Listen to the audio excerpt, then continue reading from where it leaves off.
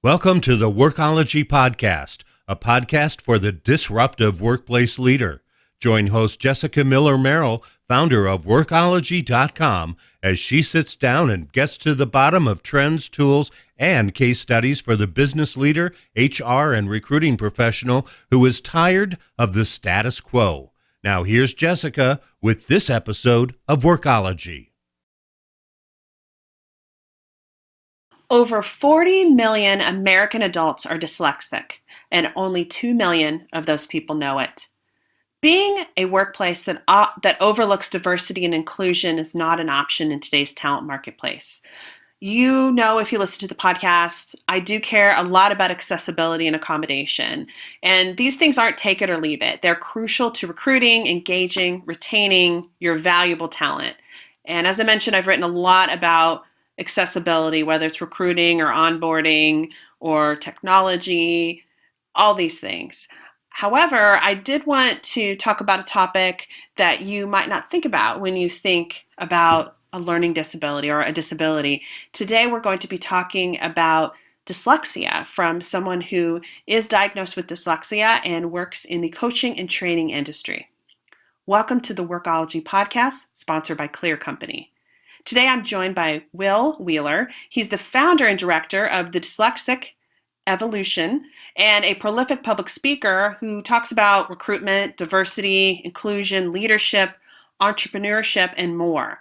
Will, welcome to the WORKOLOGY podcast. Thanks very much for having me.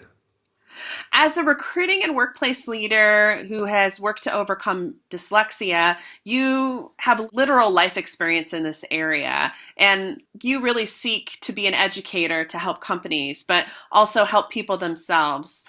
Tell us your story. How did you first realize that you had dyslexia? Well, I suppose dyslexia for me has been a lifelong journey. Obviously, through school, I struggled big time and had a lot of problems with, I suppose, learning a lot of how traditional learning was done back in school time. And I suppose back, what grade was it? Around grade 4, I think it was. My mother had me tested, all that type of thing. And it came back that I was dyslexic. And I suppose for a young kid at that time as well, it was very, I really didn't know too much about it. I just knew that I had something that was why I was struggling in school. And I suppose, you know, especially for a young kid at that young age as well, it was very confusing because, you know, my parents would always tell me about all these successful business people and all these successful people with dyslexia, and I couldn't understand how they were able to do so many great things when I was in class struggling big time. So that was a lot of my early dyslexia. And then obviously once I left school, getting into the workforce and just working my way up there, and that's where I really started to find, I suppose, the skills that are required to really help you succeed as a dyslexic professional as well. So that's a little bit about my story there. Well, talk to us about your sort of work history and background. Like, how did you end up in the crazy world of recruiting and HR?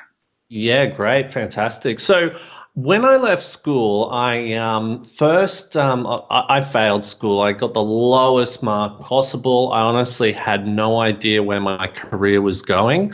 I'd always been taught in school that if you fail school, you're not going to be anything in life, which obviously for someone leaving school, it was very confusing. I was like, what am I going to do? So I was able to get a warehousing job where I was just driving forklifts, picking and packing orders, all that type of thing. And what actually happened was I started to get responsibilities, obviously, within the workforce. And what I was able to adapt is my dyslexic ability to being a great problem solver and thinking on the spot, and was able to implement a lot of those great skills into my job. So from there, I actually started moving up the chain within the logistics industry to start with quite fast. And by the age of 21, I was actually running a very large cold storage company. And from there, I was able to use a lot of skills in regards to recruiting staff and building on from there. And I suppose once I got to a point in my career within that industry, I got to a point where I was really starting to, I suppose, get bored with what I was doing. So that was where I sort of changed and went, okay, what am I going to do now? So that was when I got into coaching, and coaching people on how to run businesses and management and leadership type of stuff as well. And from there, I've actually had a few businesses along the way, building up to the dyslexic evolution, where I've actually had to be dealing with recruitment or a lot of HR policies and all that type of stuff to be able to, I suppose, help a lot of my staff and, working with clients and all that. So that's how I've been able to, I suppose, build my career to what I am today.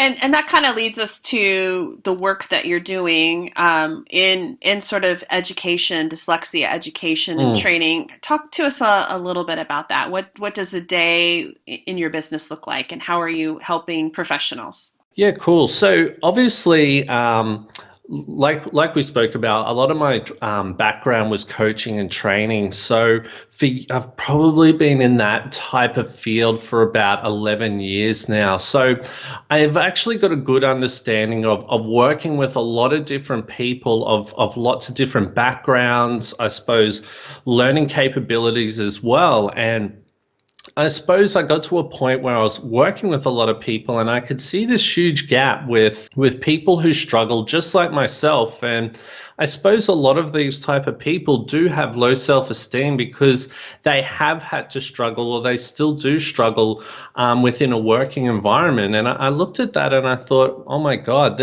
this is something that needs to something needs to be done about this. So obviously for myself, within my day-to-day life, I'm a business owner, so I've got to do all the background type of stuff. But a lot of the time as well, we're working with a lot of, I'm just trying to think of my demographic. It's probably more corporate type of people. So, we work with a lot of university students who have come out of university, trying to get them into the right job, partnering with organizations who want to help these people and really try and help them grow. So, help them with different types of tools that are going to help them to be able to succeed in their jobs. And I suppose as well, work with managers to understand and how to better help these people to be able to excel within their work role there.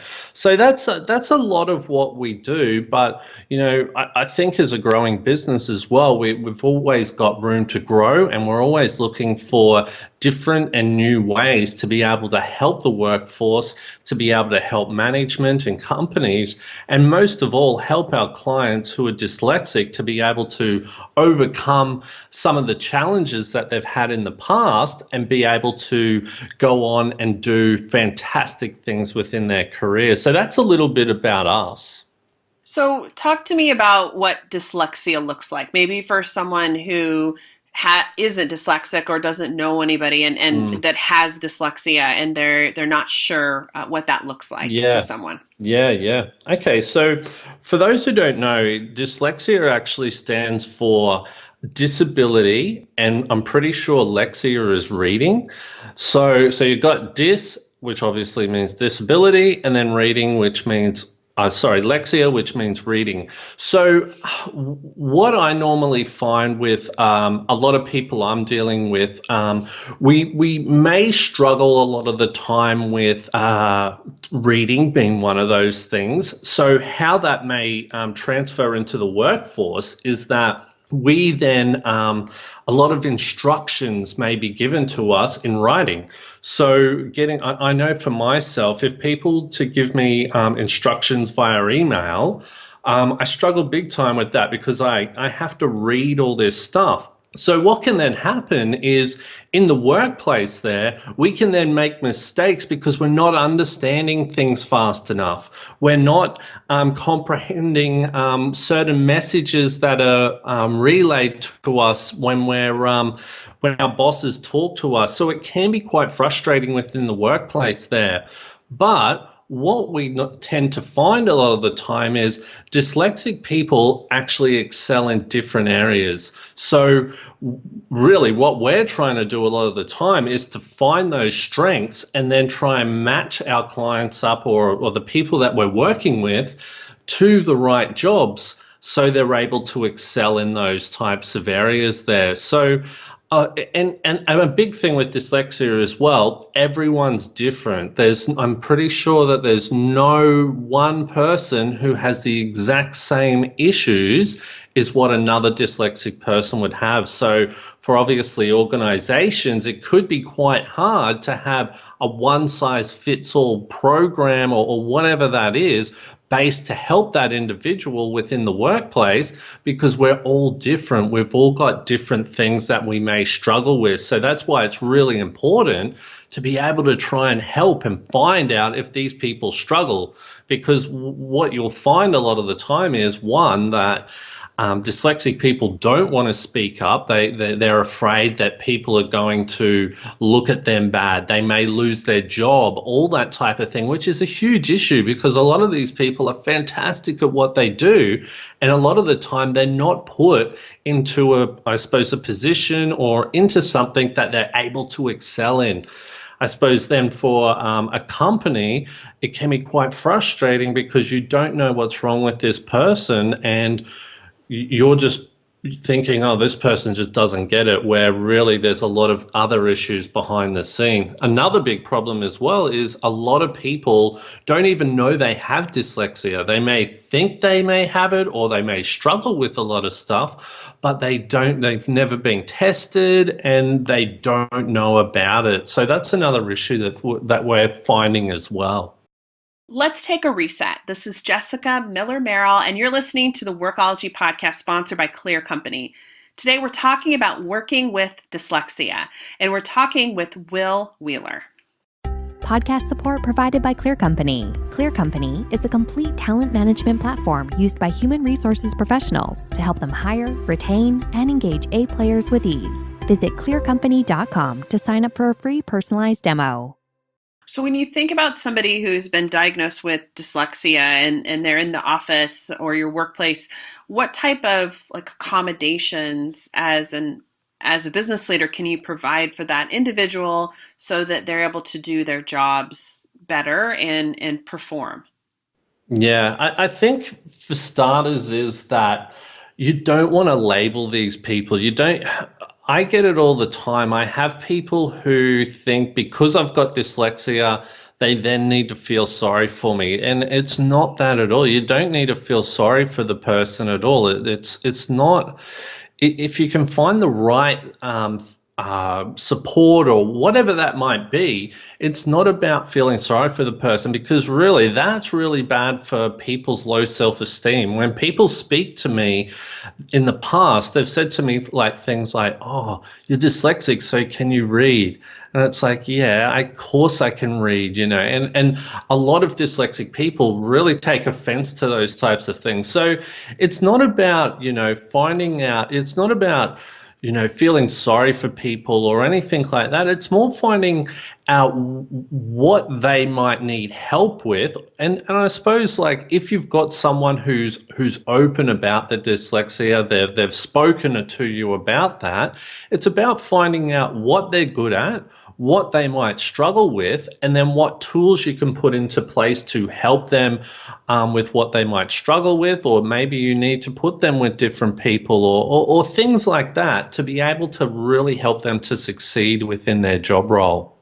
What about resources for leaders? Because when I go to your website here, because as you're talking, I'm checking you out a little bit, and you have a lot of really cool training and resources and online learning to help individuals who have dyslexia. But what about those leaders that have that haven't somebody on their team? What are some ways that they can help them be successful? So let's say that you came to me, I'm your boss, and you say, Jessica, I have dyslexia. What should I do as a supporter leader? Yeah. If they're really open about it, that's fantastic. And I think this is the issue a lot of the time is we don't know if these people are dyslexic. But if someone is open to you, I suppose it's just about asking them questions and finding out exactly what it is that they need help with, being one, and also two, putting them in situations where they're able to excel. So, for example, I remember a while ago, going back a long time ago, being quite an ambitious person as I am, I went up to one of my managers and I said, look, I'd really love to find some things to excel in. Can you give me some extra tasks so I can, really try to prove that I can do certain stuff? And, this person knew I had dyslexia, but I think what the issue is people just don't understand what is required with a person with dyslexia. So this person was trying to probably do the right thing, but what they got me to do as an extra task was in the meeting that we had was do the minutes. And for someone who's dyslexia, writing down the meeting's minutes is probably one of the hardest and difficult things for us to do. So I failed miserably in that. So I suppose it's for leaders and managers and all those types of people, it's really about finding what this person can excel in and really helping them to be able to find that pathway to help them to be able to succeed within that working environment there as well. And that could be utilizing other staff members to work in with that individual or those people within the workplace to be able to support them and help them in certain situations.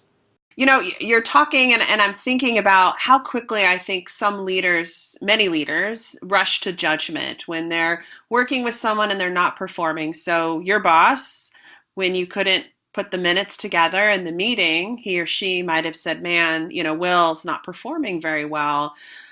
So I think that being a little bit empathetic and maybe sitting down and have clear communication with someone and say, hey, I notice you're struggling with doing X, Y, Z. How can I help support you in this? It might open up the dialogue to make that individual more comfortable to say, like, look, I have dyslexia or a learning disability or some other situation.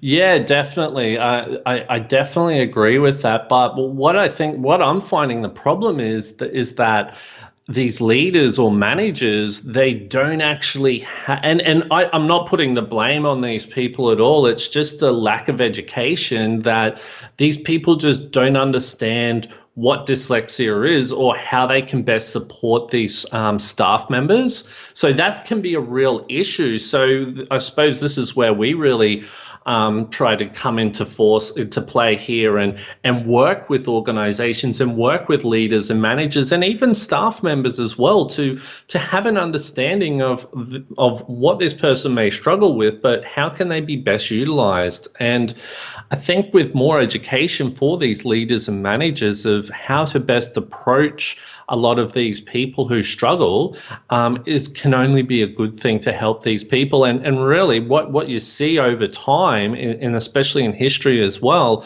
a lot of dyslexic people have gone on to do great things as well. So that's probably one thing that could really help there.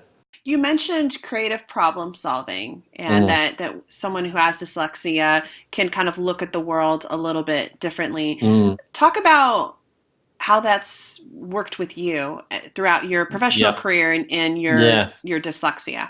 Yeah, definitely.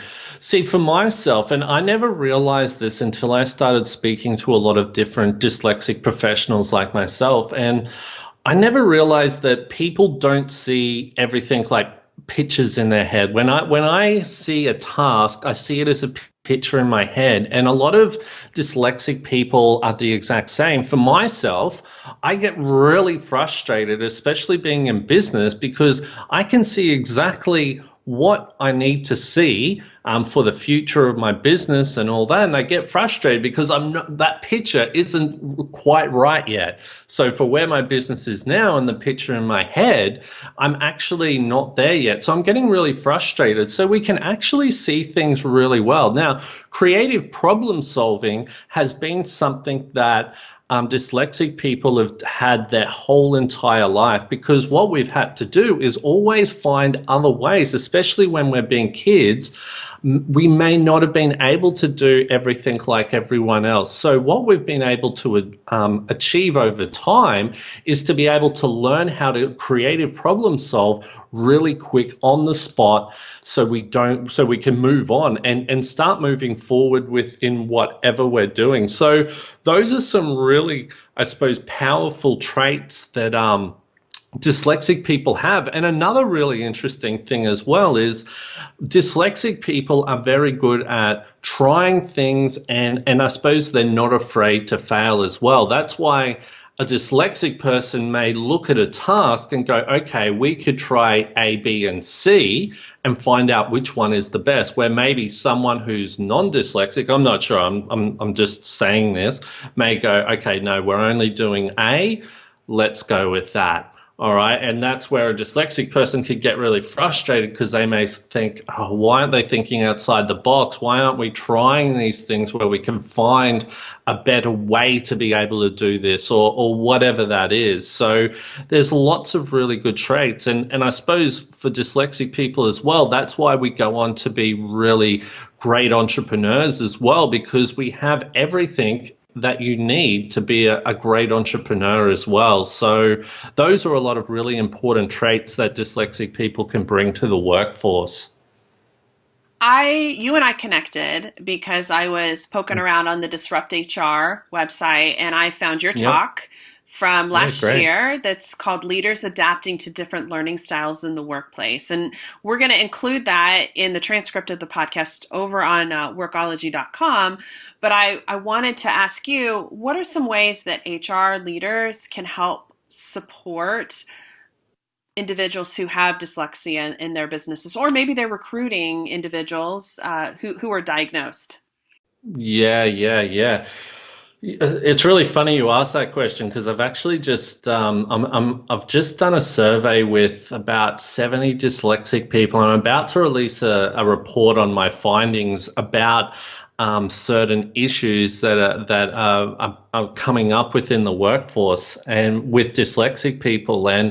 And what I'm finding a lot of the time is that a lot of dyslexic people are finding that the recruitment processes are very difficult. And I remember being a younger person as well and applying for jobs and being quite open with my dyslexia, probably because I wanted people to know about it. I wanted people to go, okay, well, let's work with this person, especially when workplaces advertise that they're really about diversity and inclusion.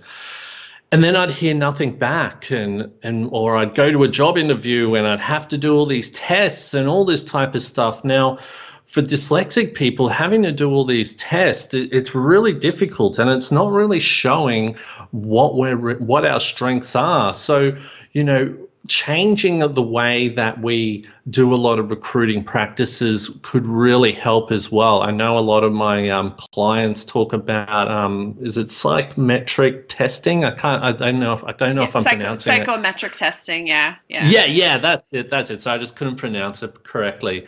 But those types of testing, it's too much for a dyslexic person, and you're not really achieving much by doing those for people like us, because it's not showing our full potential there. And I suppose little things like that. Now, for once you're in sorry, did you ask for what was the other part to the question there? Sorry. HR, how HR can help individuals who are diagnosed, whether in the job search or in the workforce. Yeah. So what else you could do as well is obviously, get a coach who could help them, which is obviously someone like myself, not trying to plug myself at all, that could obviously help them identify the types of tools that they might need to help them through certain things within the workplace. It could be a thing as in finding people who can work in with these people in the workplace. So, for example, if you have a look on my website, I write a lot of blogs there. Now, a lot of those blogs that I've all wrote them myself, but my spelling and punctuation is absolutely shocking. Now, I would never post something up without having that checked. So maybe partnering people up with people who might be able to check over their work. And I suppose just finding ways to be able to work them into the workforce, to be able to, not make them feel is so bad. Go, okay, this is great, and make that a normal part of the workplace. Everyone's helping everyone else there. So little things like that. And I think a big thing as well that I'm finding is that a lot of dyslexic people, and this is actually quite an interesting find, which will be in my report as well, that a lot of dyslexic people sometimes have felt that they've been looked over for certain positions because of their dyslexia. They may not have been able to perform in certain areas, so they've felt like people have been they've been overlooked for certain positions. Another interesting thing that I found as well was some dyslexic people have rejected certain roles because they've been afraid that they're not going to be able to succeed in that role there. So, that's quite a huge thing because, as professionals, all that, we always want to be progressing in our career. And as a dyslexic person, if we're too afraid to take that step because we're afraid that our dyslexia is going to hold us back, that's a really big issue into a lot of workplaces, because if you've been offered a promotion, obviously someone's seen you as the right person for the job. Now, if those people are refusing that because they're afraid they're not going to be able to succeed in that role there, you're then going for second best. So obviously the workplace isn't getting the best candidate for the job there. So, having things in place, or if the person does think they're going to struggle with that role, finding ways that can help them to really succeed in that job role as well. You recently started a podcast, and you sound wonderful. Your accent as well. I don't know if people picked up. You're not American. No. I'm Australian. Yeah, no, and proud Aussie. And I know I'll get some messages that say he sounds dreamy here in the States. So talk to us. He sounds what? Sorry? Dreamy. Oh, dreamy. Oh, okay. There you go. You do. I like the accent. It's kind of nice to have a little, diversity of. Yeah, for sure. I love it. Well, talk to us about your podcast, and then also the work that you're doing as people want to learn more about you and the coaching.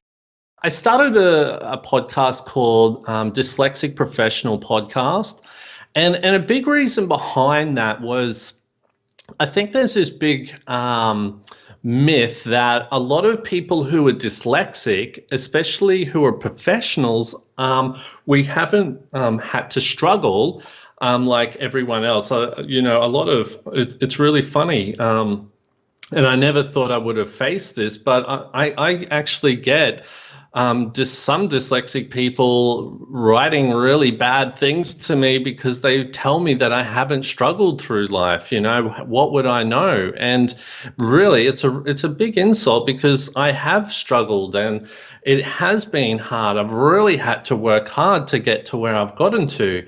And I suppose a big thing I really wanted to do with the podcast there was get a lot of professionals who are dyslexic onto the podcast to share their story and really show how they've been able to, I suppose, overcome their struggles with dyslexia and be able to go on and do some great things. So, I know probably coming up, I've got some really great people coming on shortly who, were really, they left school early or whatever that was, and they've gone on to do great things like be principals of some of the most prestigious schools in the UK, and some of them are multi-millionaires who are CEOs of huge insurance companies, and all of these amazing people, and just share that and hopefully inspire people who may be struggling and can't see past what they're currently seeing, and hopefully that can help them to be able to go on and do fantastic things in their career, or even find out other people who are dyslexic and reach out to them. Because one thing that I've really found with the podcast and being a dyslexic professional myself, is that once I started coming out with it, was so many other people started coming out of the woodworks. And what I found was they're all so supportive of what I'm doing, and it's just such a great community. And really, if other people are afraid to come out, or if there's these other people who are really successful, who are really open about it, we're really hoping that can open the doorway for other people to, stand up and go, hey, look, I'm dyslexic, and yeah, I do struggle, but you know what? I can do some really fantastic things as well. And that's what we're really hoping to happen with the podcast. Now, the second part of your question was a little bit about my business. Is that what you were saying? Yeah, where people can go Yeah. if they're like, I need this guy and the work that he's doing. Great, I want him to be a part of maybe my next leadership training. Fantastic. So obviously, where you can go to the dyslexicevolution.com, and what we've really done is don't get me wrong, I love being in classrooms or in going to workplaces and working with people. But one thing I really want to try to utilize as well is the technology that's out there these days. So, for example, you and I are talking via Skype right now. I'm on the other side of the world, and we're able to do something really great. So, we want to be able to do the same type of thing. So being able to connect with people all over the world. So what we're doing, and we're really trying to make happen, is make a lot of online training videos where there's quizzes, videos, and also too, you can consult with myself or one of my colleagues to be able to help with, I suppose, setting up your workplace to help dyslexic professionals. I know that I'm setting up a management type of course for a company here in Australia where we'll do a lot of things online as well. And then we can talk via Skype or whatever that platform is we're using to really to help with getting that word out there and helping these people to be able to really do something great within their workforce. Because what I really believe is that there's this huge gap here of these really great people who can achieve so many great things, but at the moment there's just a lot of lack of education to be really able to utilize people to their greatest strengths. So that's what we really want to help with. And another big thing too, with having a lot of video training, and normally I'd probably be like, oh, that's not something I'd want to go for, because I love being in front of people and I love talking and all that. But with video training as well, is if you've got a dyslexic person, it can really help them, because they can stop and take it back and replay it and go back to it later if they didn't understand something. And I don't have to repeat myself all the time, and they can just keep going backwards and forwards through it until they understand. So that's where video training really helps. And really also too in the workplace as well, and this is probably a really important thing, this is where I suppose HR could really turn a lot of their procedures into video form, so people can go back and watch exactly what needs to be done with certain things. So that can really play a really big part with helping dyslexic people within the workplace, because there's nothing worse than being a dyslexic person being taught something and then you may not even do that task for a month to 6 weeks, and then you have to ask how to do it again. People get frustrated. You feel bad because you haven't been able to remember it. But if there's places where people can go and watch videos on certain tasks being performed, if it's to lift a box properly or whatever that is, it can really help with the learning. And it also stops other people having to stop and retrain this person. So it's about having little things in place there to help everyone, I suppose, to be able to have a great workforce. Well, I love the work that you're doing, and I want to support you in this area. And so I look forward to the results of your study coming out, and we'll link to those as soon as we're able so that we can help educate business leaders on how to work with all different kinds of people and be more inclusive, regardless of their disability, whether it's dyslexia or something else. So thank you. Awesome, not a problem. Well, thank you so much. I really appreciate you reaching out to me. And look, if we can get more people behind trying to, make a better workplace and really help, not just dyslexic people, but other people to be able to understand how to get the best out of us, why not? Absolutely. Well, and you will be doing it, maybe an American tour. You were telling me before we went live that you'll be traveling. So book your workshop with Will while he's going to be in the U.S. Yeah, definitely. Like I was, and if there's, can I also say, if anyone's got any speaking opportunities, I'd really love to get up and speak. Speaking is probably one of my greatest strengths, so I'm really trying to look for a lot of public speaking opportunities over in the States there. So if anyone's got any, please reach out to me. I'd be more than happy to get up and share a lot of great information. Yeah, absolutely. Well, thank you again. I appreciate you taking the time to talk with us. Not a problem. People with dyslexia excel and are gifted in areas such as art, computer science, design, drama, electronics, math, mechanics, sales, and sports. A reported 50% of NASA employees have dyslexia.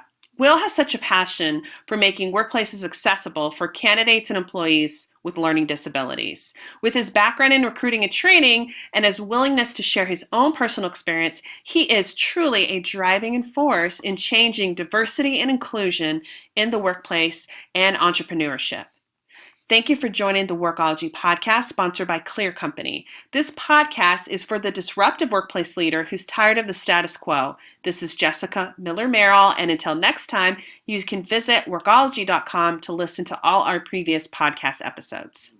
Production services for the Workology podcast with Jessica Miller-Merrill provided by TotalPicture.com.